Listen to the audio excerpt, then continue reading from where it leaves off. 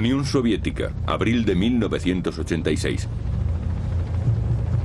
El devastador accidente nuclear de Chernóbil atemoriza al mundo entero.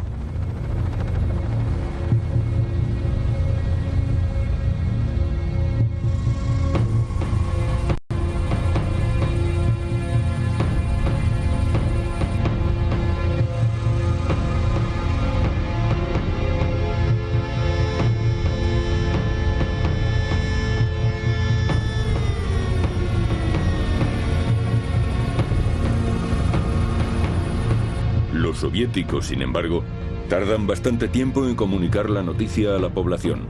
Durante las primeras 48 horas, los ucranianos reciben información solamente de las emisoras de radio occidentales. Radio Liberty fue la más escuchada, más que la BBC, La Voz de América, Radio Europa Libre, Deutsche Welle y, por supuesto, la televisión soviética.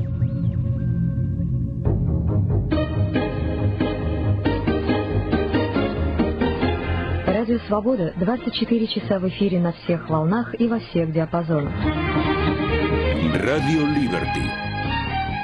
La derrota de Alemania en 1945 fue conseguida principalmente por dos países no europeos, Estados Unidos y la Unión Soviética, que se convertían así en los herederos del incumplido sueño del viejo continente de supremacía global. Durante los siguientes 50 años, la defensa de la Europa occidental, básica para la política exterior americana, sería conocida como la Guerra Fría. Un telón de acero aisló a ambos mundos. Cada superpotencia era claramente dominante en su propio espacio, y cada una empleaba su ideología para reforzar su mandato sobre sus respectivos vasallos y para culpar al enemigo. Moscow, the voice of the free people. People throughout the world listen when this voice speaks. But the warmongers from overseas do not agree. They want to frighten the people and force the American way of life on the rest of the world. What is this glorified so-called American way of life? Let us take a look at their cities, their recreation. This is wrestling, American style.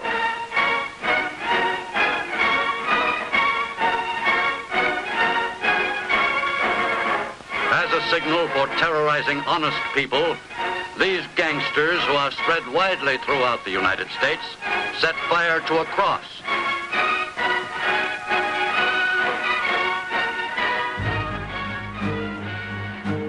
Como el armamento nuclear podía conducir a ambos bandos a la destrucción mutua, el resultado del enfrentamiento tuvo que ser decidido finalmente por medios no militares.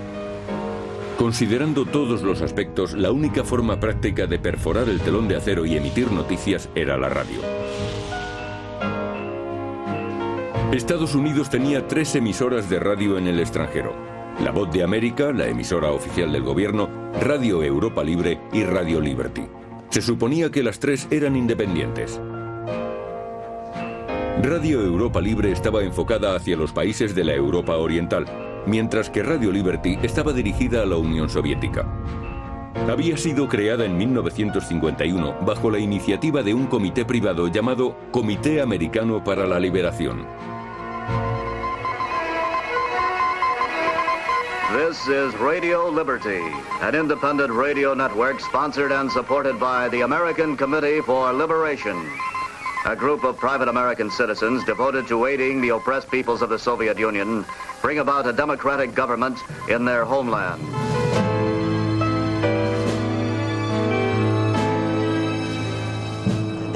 La historia auténtica es que tanto Radio Liberty como Radio Europa Libre recibieron al principio fondos de la CIA. Se decía que Radio Europa Libre recibía fondos de hombres de negocios adinerados y contribuciones de ciudadanos norteamericanos, y que Radio Liberty recibía grandes donaciones de americanos ricos. Esto era completamente falso. Era la CIA la que proporcionaba casi todos los fondos para ambas emisoras de radio. Las emisiones por radio eran un arma, y al ser utilizadas contra el enemigo se convertían en armas de guerra. En esta particular guerra en las ondas, los soviéticos no tardaron en interferir eficientemente las emisiones de Radio Liberty, levantando un muro de 3.000 estaciones para impedir que se escucharan los boletines.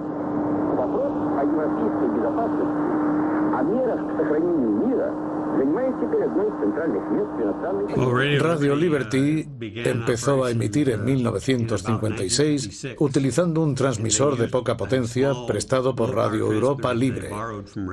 Las emisiones se iniciaron desde Lampertheim, Alemania. Según se comentó después, los rusos tardaron unos minutos, quizás 20 o 30, en interferir con sus transmisores la frecuencia de esta emisora. Como la emisión desde Lampertheim era de baja potencia, la interferencia era muy efectiva. No sé si los rusos sabían cuándo iban a comenzar las retransmisiones o si estaban escaneando las ondas, pero según me contaron, en muy poco tiempo interfirieron la señal de Lampertheim. Como sabían que los rusos tratarían de interferir la emisión, al igual que interferían las de Radio Europa Libre, los ingenieros de Radio Liberty buscaron el lugar ideal para realizar sus emisiones. De ese modo, podrían enviar una señal fuerte, principalmente a Moscú y a otras regiones más lejanas, independientemente de las interferencias. El lugar idóneo para la propagación de las ondas cortas estaba situado a unos 2.000 o 3.000 kilómetros del sitio al que se quería emitir.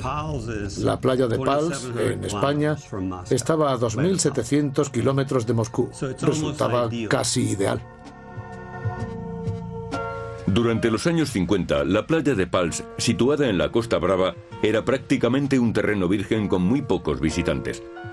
Además de la playa elegida por los americanos, solo había unas viviendas de pescadores y una antigua torre de vigilancia costera. España era entonces un país poco desarrollado que estaba bajo el régimen dictatorial del general Franco.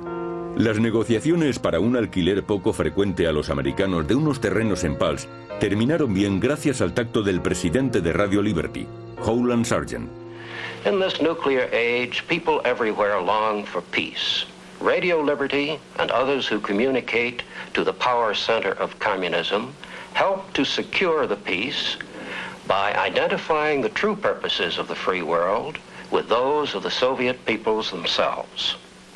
Howland Sargent, antes de que Howland Sargent se uniera a Radio Liberty en 1951, fue presidente de la conferencia de la UNESCO en París. En aquel tiempo, España tenía grandes deseos de formar parte de esta organización. Sargent sabía que en Washington pondrían objeciones a la entrada de España, pero en la conferencia trabó amistad con el nuncio del Vaticano, el cardenal Angelo Roncalli.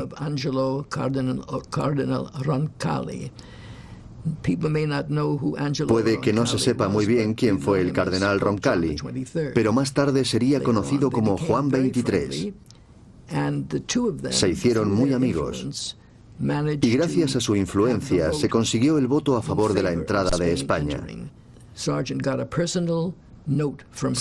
recibió una nota personal de Franco, agradeciéndole su intervención a favor del ingreso. Sargent guardó esa carta y cuando fue a España pidió una audiencia con Franco, con el propósito de convencerle de que su gobierno les vendiera o alquilara una finca en la Costa Brava. Una cosa condujo a la otra, y finalmente, gracias a Fraga Iribarne, ministro de Información y Turismo, a quien yo había conocido en Nueva York, se consiguió el lugar para instalar los equipos de la emisora. En nuestras emisiones siempre tuvimos mucho cuidado con lo que decíamos de España. Por supuesto, hablábamos de ella, pero no queríamos tener problemas con su gobierno. Así que éramos muy diplomáticos. Lo paradójico fue que buscando un lugar para asentar una emisora de radio llamada Liberty, Libertad, los americanos ignoraron la ausencia de ella en España. Pero yo recuerdo, me impresionó muy bien aquello y todo lo que me dijeron que se hacía allí, y me pareció en aquel momento la Guerra Fría un instrumento muy importante. Mis relaciones eran puramente de cortesía, ocasionales, de una visita que hice allí en algún momento que quiso verme en Madrid, pero eran relaciones absolutamente cordiales y superficiales. Ese fue un asunto que pasó muy discretamente, España lo vio discretamente y yo creo que la URSS también. Sabía que no podía evitarlo y punto.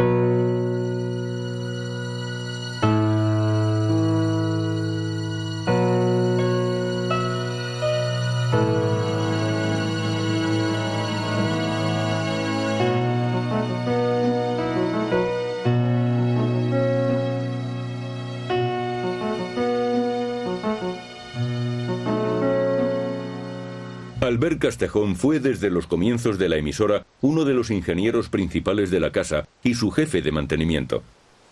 Acababa de terminar la carrera cuando vio una oferta de trabajo en un periódico y presentó una instancia.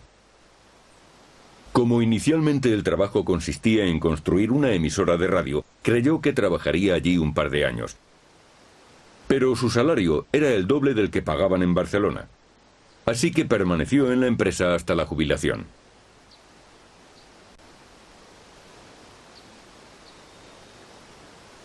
Albert ha vuelto hoy para visitar la emisora que actualmente está cerrada. Allí se ha encontrado con dos antiguos colegas que también trabajaron en la emisora. Chelo Argüelles, una mujer del norte de España, y Vladimir Borachov, ucraniano. Todos viven cerca de Pals. A ver, ¿y el comedor está igual que antes? No queda nada. Mientras tanto, el gobierno español se está planteando qué hacer con la inmensa estación de radio. ¿Encontrarle un nuevo cometido como emisora? ¿Convertirla en museo? ¿O simplemente derribarla para recuperar la valiosa playa? Existía un fuerte debate público y había muchos intereses en conflicto. Previendo lo peor, los antiguos colegas hacen una última visita, una visita privada para recordar sus vivencias en la emisora. Una de las innovaciones técnicas de Pals no fue hecha por el equipo americano de Washington o el de Múnich, sino que fue realizada principalmente por el equipo técnico de Pals. Propusieron combinar 4 transmisores de 250.000 vatios en una antena del grupo D para que pudiera transmitir 1.000.000 de vatios hacia Moscú. Íbamos para allí y es como se veía. Pero cruzaba toda la Europa, Siberia, porque tenía miedo que, como los alemanes avanzaban, tenía miedo que se pasaran a los alemanes.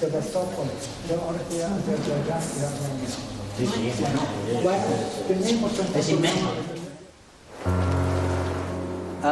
En la época en que fue construida, hay que tener en cuenta que hace mucho tiempo de eso, 50 años, las dificultades, tanto técnicas como de maquinaria, para construir esas torres, podrían compararse con la de la construcción de las pirámides de Egipto.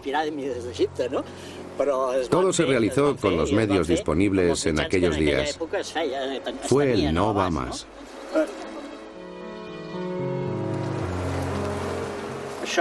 El material se trajo en camiones, que en aquel tiempo eran mucho más pequeños que los actuales. Los tramos de las torres medían 7 metros cada uno. Por eso necesitábamos camiones que pudieran transportar aquellas secciones de 7 metros.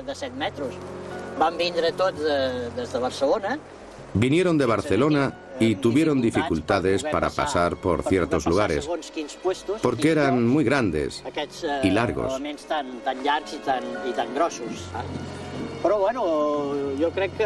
Al final creo que se hizo de la manera más sencilla para la época, manualmente.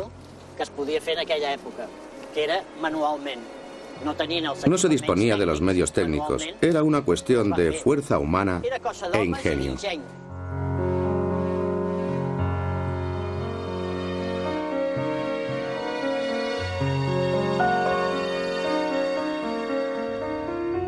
La magnitud de la construcción en un lugar tan inesperado y el misterio que envolvía el paso de aquellos enormes camiones terminaron por despertar entre los habitantes de la región una sensación de malestar que dio lugar a toda clase de rumores.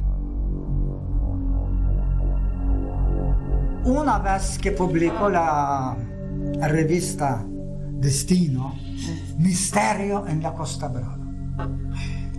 Príncipes y varones, bueno, que trabajan.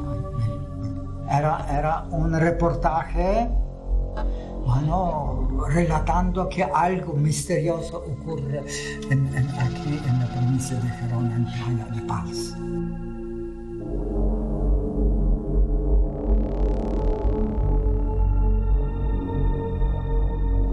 Se creía que eran juegos de guerra, cosas muy extrañas. La gente no sabía lo que estaba pasando. Hablaban y decían, deben ser misiles. ¿Será una base para esto o aquello? No sé. Se especuló mucho sobre el tema, sobre si sería una base de submarinos. Se decía que tendría unos búnkeres para que atracaran los submarinos. Sí, decían que era para que entraran por debajo. Decían que había una base de submarinos. Algunos decían que aquí había claves secretas para lanzarlas a los contrarrevolucionarios rusos, a los que eran contra el régimen soviético. Después, por Babur se corrió de que las antenas eran rampas de lanzamientos de misiles. Bueno, se decía de todo, ¿no?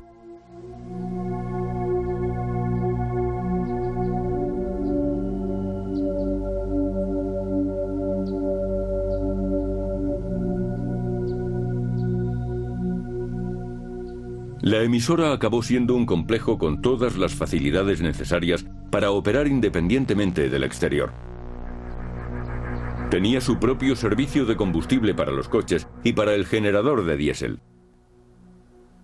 Pero como los suministros eran comprados en los pueblos vecinos, todos salían ganando. Teníamos contacto con la gente que trabajaba allí. Hablábamos con ellos de vez en cuando, pero no decían nada sobre lo que hacían. Aunque su trabajo era legal, tenían que ser discretos y no hablaban mucho. Nunca se supo con exactitud lo que realmente retransmitían. Se miraba a los que trabajaban con cierta envidia, porque tenían un trabajo y un sueldo seguro. Estaban bien pagados, lo que obviamente repercutía en su vida personal. Civil, no? És d'una persona que es podia comprar podían comprar determinadas cosas, permitirse ciertos placeres. Para los que trabajaban en fábricas o en el campo, la vida era un poco más complicada. It's early morning along the rugged Costa Brava, the Mediterranean shore of Spain. Past a 2,000-year-old Phoenician lookout tower built to guard against pirates, a Spanish antenna tower technician hurries to get to work on time.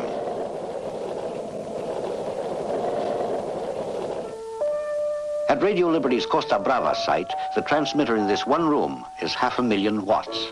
The most powerful United States domestic radio stations are 50,000 watts. And the huge power plants to keep all this equipment operating form another part of the solution. La emisora de Pulse tenía 6 transmisores, 4 grupos de antenas de cortina a lo largo de una playa de 1,5 kilómetros y enfrente el mar como espejo. La potente señal de 1.000.000 de vatios, con un ángulo óptimo de 4,3 grados, rebotaba en la ionosfera y llegaba hasta Moscú. A continuación rebotaba de nuevo hacia Siberia y finalmente daba la vuelta alrededor del planeta hasta ser recibida en una pequeña garita construida estratégicamente a unos kilómetros de la estación. Las propiedades de la propagación por la ionosfera cambian durante el día. Determinadas frecuencias se propagan mejor por la mañana, otras a lo largo del día y algunas por la noche, desde el oeste hacia el este. Ciertas frecuencias no pueden ser interferidas a algunas horas desde el este hacia el oeste porque no pueden propagarse. Cuando en España es por la mañana, en Siberia, donde estaban situados los transmisores de interferencias, es por la tarde. Por eso España contaba con un intervalo de 2 o 3 horas para emitir hacia Moscú sin que las interferencias de Siberia y del lejano oeste pudieran propagarse hacia Occidente usando esas mismas frecuencias. A eso se le llamaba inmunidad crepuscular. Aunque la misión asignada a la emisora era básicamente técnica y logística, Pulse también necesitaba intérpretes y traductores para asegurar la correcta transmisión de sus programas. La selección del personal por parte de los norteamericanos era una tarea delicada, ya que los posibles candidatos que vivieran en una España dictatorial y que tuvieran alguna conexión con la Europa Oriental o la Unión Soviética podían ser simpatizantes secretos de Rusia o realizar operaciones de espionaje a favor de los soviéticos. Por tanto, las entrevistas se realizaban con discreción en el Hotel Hilton de la Castellana en Madrid. Un día yo estaba en casa tranquilamente y leo un anuncio en el periódico que dice: se necesitan traductores. Costa Brava, presentarse en Castellana Hilton. Pues claro, me presenté y allí nos hicieron una prueba de traducción del ruso al español y del español al ruso también. Llegué a Castellana Hilton, pero procedía desde Ucrania, atravesando Checoslovaquia, Alemania. Al ver que se acercaban otra vez la ocupación de Ucrania, bien, por los ejércitos rojos, alemanes huían y era evidente que no era posible, como yo he visto, y tomé la decisión por dentro que no podía yo vivir otra vez el drama, lo que el sistema comunista en sur representaba. Yo nací en Gijón, viví allí, y cuando empezó la guerra civil, pues a los niños más pequeños, pues nos evacuaron a Rusia. Y allí estuve en una casa de niños y después estudié y trabajé allí en Rusia. Y por eso sabía el ruso. No dije ni a mi madre, ni a mi padre, ni a mi íntimo amigo que yo tomé decisión de salir de Ucrania. Cogí mi violín que era al lado de lo que era afición, y atravesé con esto bien hasta Alemania, e intentaba allí continuar estudios y cosas, hasta llegando a España, donde recibí una beca que era una suerte. Había un jefe americano muy simpático que se llamaba Scott, y cuando se trataba del texto, que nos dio un texto, ponía: habla Radio Liberty, aquí Radio Liberty, en ruso, Gabarit, Reyestances, y yo le pregunté, digo, oiga, ¿esto qué es? Dice, una emisora. Digo, es de propaganda, porque si es antisoviético yo no quiero ir. Porque claro, toda mi educación y tal, yo lo veía solo blanco-negro, antisoviético no. Y efectivamente, al llegar a la emisora aquí de Radio Liberty en Pulse, bien, pues me sentí como si fuera a Ucrania, porque al lado de toda identidad ucraniana estaba en las cintas cada día que salía. В ефірі українська програма «Радіо Свобода».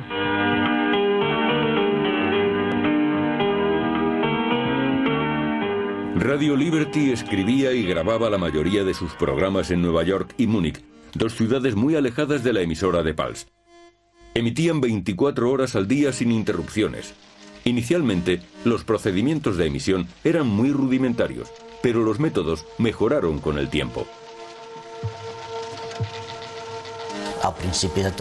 Al principio las cintas llegaban todos los días por avión y yo tenía que ir al aeropuerto de Barcelona para recogerlas y traerlas. Más tarde recibíamos los programas a través de líneas telefónicas especiales y después se creó un centro de recepción en San Climent de Peralta, a 10 kilómetros de aquí, para recibir los programas por radio, en caso que los demás sistemas fallaran. Volvimos de nuevo a las líneas telefónicas porque la calidad era mejor. Más tarde los programas se recibían por satélite. Ese fue el sistema que se acabó utilizando. Los programas se recibían en esta sala y eran clasificados según los tiempos, frecuencias y los diferentes transmisores. El audio era enviado a cada uno de ellos cuando correspondía. Por supuesto, todo esto se hacía a las 24 horas del día. Se emitía de aquí en 17 idiomas. Bueno, pues mira, puedo decirte, es decir, principalmente el ruso, que iba 24 horas. Después ucraniano, que ocupaba segundo lugar, que había 6 horas, a veces 8, esto depende de esto. Después bielorruso, bien, bielorruso. Después vivía para todos los países del Cáucaso que tenían allí. Tienes Azerbaiyán, tienes Turkmenistán, tienes Kirguís, tienes Kazaj, después ni es georgiano, después ni es armenio, bueno, todos los países del Cáucaso y después de los países bálticos. El bloque de programas era meticulosamente preparado en Nueva York y Múnich. Era esencial una estricta supervisión del contenido para filtrar las opiniones del personal que pudieran contradecir la política de la emisora. Por ejemplo, en Radio Liberty hubo un tiempo en los años 70 y a principios de los 80 en que había algunos rusos antisemitas. Desgraciadamente, el antisemitismo había existido desde hacía mucho tiempo en la Rusia zarista, en la bolchevique y en la de entonces, que se suponía que era la Rusia libre. Algunas de estas personas manifestaban pensamientos antisemitas personales. Por eso, si no se examinaban cuidadosamente los programas antes de emitirlos, no se descubrían estos mensajes. Establecimos una vigilancia antes de cada emisión para impedir ese tipo de propaganda. Primero, cada hora se dividía en unos bloques, ¿no? Empezaba la sintonía de Radio Liberty, que era un himno antiguo ruso. Estaba tomada de un himno antiguo ruso. Después había 10 o 12 minutos de noticias, que es así que cambiaban cada hora. Después había eso se llamaba N. Después venía Y, que era revista de prensa, unos cuantos minutos, y corresponsalías de cualquier país del mundo, de cualquier capital, dependiendo de dónde estaba la actualidad, claro. O bien que fuese un tema cultural o folclórico, o deportivo, un acontecimiento deportivo en cualquier sede.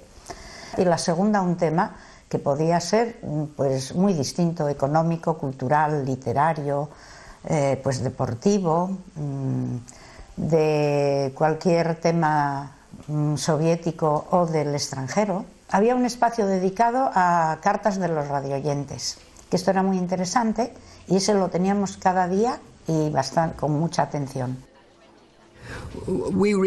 Nos dimos cuenta de que si alguien quería escribir a la dirección de Radio Liberty en Múnich, los censores romperían las cartas y arrestarían a los remitentes si los descubrían.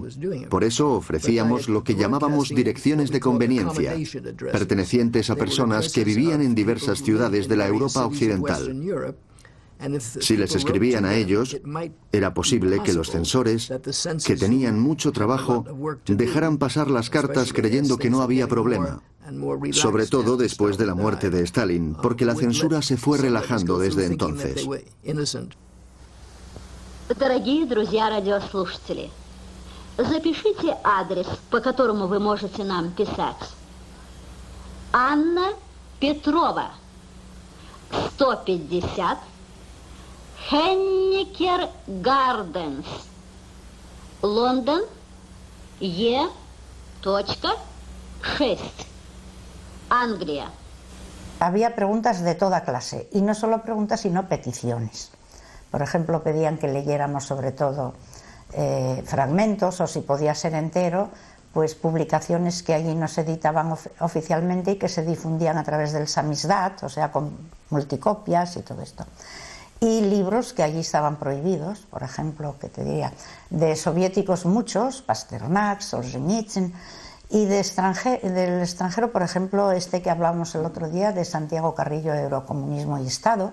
Era una crítica en la que yo hablaba de la existencia de un sistema que formalmente, en algunos aspectos, se parecía al fascismo. no era una dictadura del proletariado, sino una dictadura sobre el proletariado. Hombre, si hubiera sabido que lo iba a dar, lo iba a transmitir Radio Liberty, a lo mejor no lo hubiera escrito.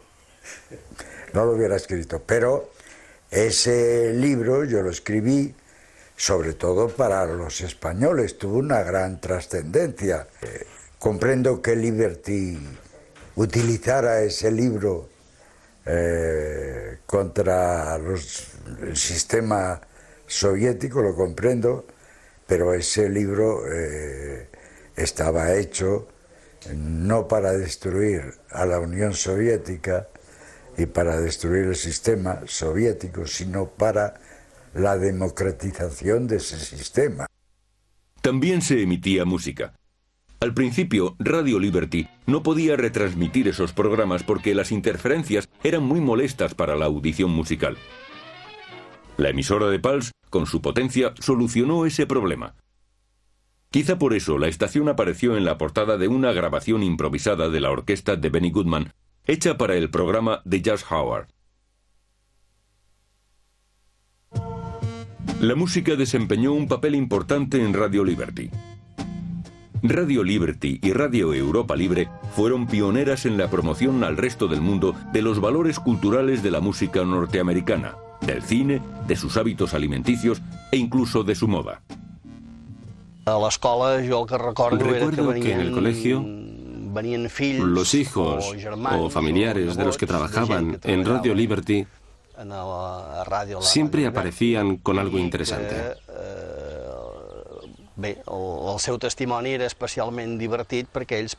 A veces traían un bolígrafo ultramoderno, una navaja multifunción o algo que no era corriente por aquí.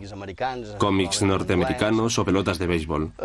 Cosas desconocidas para nosotros a finales de los años 60 o a principios de los 70. Cosas que no se veían, no se conocían, no se podían comprar o eran muy caras por aquí. En Radio Liberty se emitía desde música country hasta rock y jazz. Se retransmitían grabaciones de todos los grandes artistas, incluyendo a músicos como Louis Armstrong.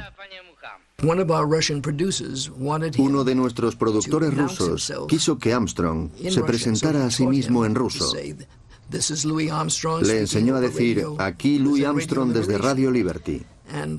Lo dijo con esa voz grave que tenía. Luego tocaron una melodía rusa de una película muy popular que se estaba proyectando en Moscú y en toda la Unión Soviética. Armstrong la escuchó, cogió su trompeta y la tocó. Hizo lo que en jazz se llama un riff de la música de la película. Por supuesto, la emitimos durante muchos años.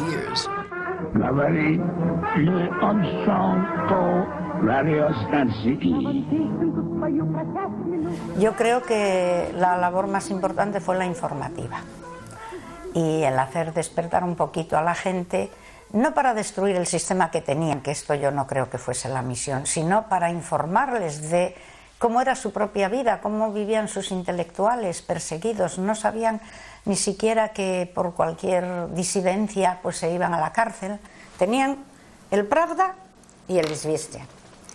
Y el Pravda quiere decir verdad, Izviestia quiere decir noticias. Y la anécdota que corría era, en el Pravda, o sea, en la verdad no hay noticias y en las noticias no hay verdad. Nuestra política tenía el apoyo del gobierno americano. El objetivo de nuestra emisora era contar la verdad, diciéndole a la gente cómo podría ser su vida si tuvieran libertad de religión y de expresión. Mire usted, los pueblos soviéticos, los rusos particularmente, eran gente muy patriota, e incluso aunque no simpatizaran algunos con el sistema, tampoco les gustaba que desde el exterior, y menos la superpotencia rival, viniera a decirles lo que tenían que hacer. si había alguna especie de propaganda, era tan sutil que era, por ejemplo, cómo vive un granjero americano, cómo pasa el día, o cómo su nivel cultural, o cómo es las universidades. Este sentido, para que ellos también se enteraran cómo se vivía en Occidente, ¿no? Más bien era un poco sutil la propaganda. La propaganda del estilo de vida americano podía ser sofisticada, incluso imperceptible. Pero durante los años 70, un grupo de senadores dirigidos por J.W. Fulbright trató de clausurar Radio Europa Libre y Radio Liberty, pidiendo literalmente que se arrojara esas emisoras al basurero de la historia como reliquias de la Guerra Fría. Varios años más tarde, el Congreso tomó la decisión de que no habría más fondos de la CIA y que Radio Europa Libre y Radio Liberty pasarían a ser agencias semigubernamentales subvencionadas por el Congreso. El estatus de las emisoras cambió y también el antiguo estilo de la dirección. Desde los años 70 teníamos una junta de directores de emisión elegida por el gobierno. Su misión era asegurar que el gobierno no influyera en nuestras noticias y en nuestras emisiones. Aunque el Congreso nos dijera que emitiéramos para Afganistán, nosotros decidíamos con la Junta cómo debíamos hacerlo. El gobierno americano era quien nos pagaba, pero no ejercía ninguna influencia sobre nuestros programas. En 1975, Radio Liberty se enfrentó a un nuevo reto. Franco había muerto, y la emisora empezó a sufrir la crítica de la sociedad española.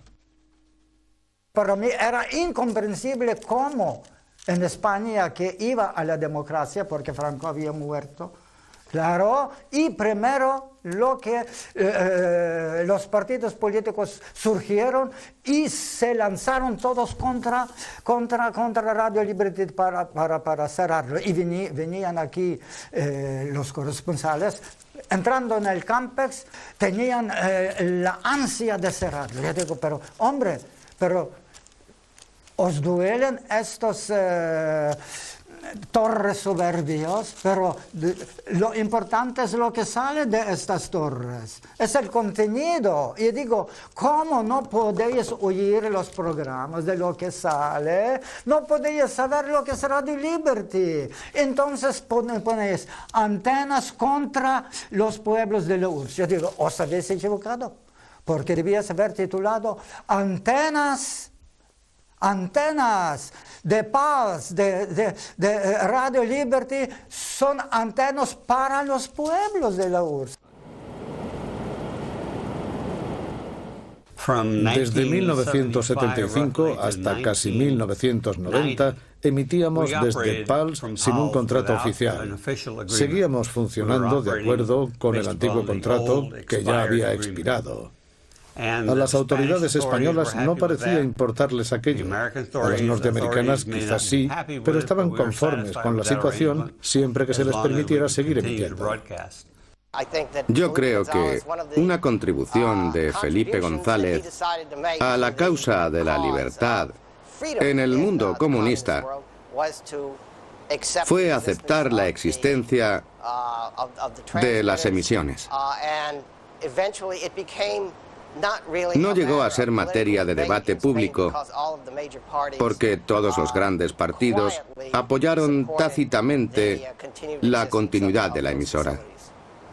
Radio Liberty siguió emitiendo durante 14 años más, hasta 1989, momento en que se desintegró el Imperio Soviético.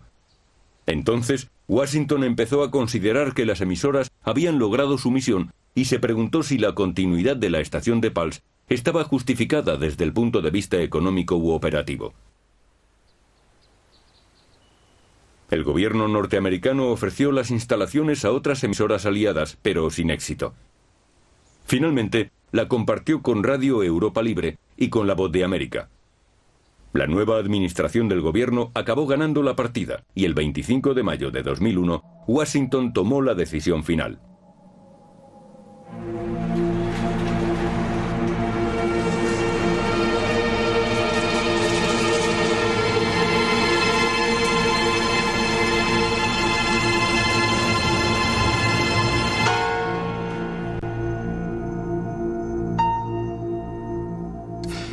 Desde el derrumbe de la Unión Soviética, hemos centrado nuestra atención, como la OTAN, en el Asia Central, Irak, Irán, Oriente Medio, el Cáucaso y otras regiones similares, donde todavía existen dictaduras represivas. La gente de Washington, mis colegas de la Junta y los de IBB, que estaban a favor del cierre de la emisora de Pulse, me acusaron de vivir en el pasado. Entiendo su opinión, pero creo que yo no vivo en el pasado, sino en el presente. Son ellos los que viven en el futuro, un futuro que todavía no existe. Un futuro de Internet, de emisiones locales de AM y FM, un futuro de televisión y radio por satélite. Algo que, desde luego, hay que promover. No veo ningún problema en emplear estas nuevas tecnologías. Pero no hay que hacerlo sacrificando las tecnologías que todavía sigue utilizando la Unión Soviética. La propiedad de Pulse fue devuelta al gobierno español. ¿Qué haría entonces con aquellas instalaciones gigantes a la orilla del mar? ¿Quizá arrojarlas al basurero de la historia como reliquia de la era de Franco? Durante 5 años, los defensores y detractores de la continuidad de la emisora han discutido sobre su futuro. A pesar del progresivo y peligroso deterioro de las instalaciones, el gobierno permaneció en silencio. No se veía claramente cuál sería la solución final. Mire usted, yo prefiero conservar los libros de Steinbeck o de Hemingway o de John Dos Passos o de cualquiera de los grandes escritores americanos que están ahí en mi biblioteca, a conservar esas ruinas de un arma. Al final era un arma, de un arma que no existía para extender la cultura, sino para atacar otros pueblos.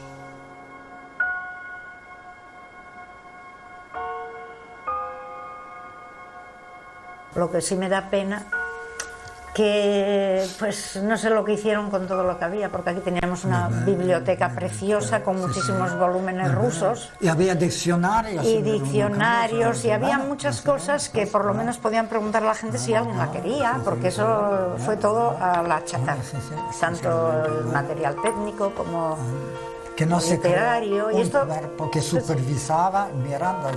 Bueno, esto me dio pena. Es decir, esta parte para mí es casi un pecado. Un pecado. Sí, señora. Sí, es que los hay. Sí.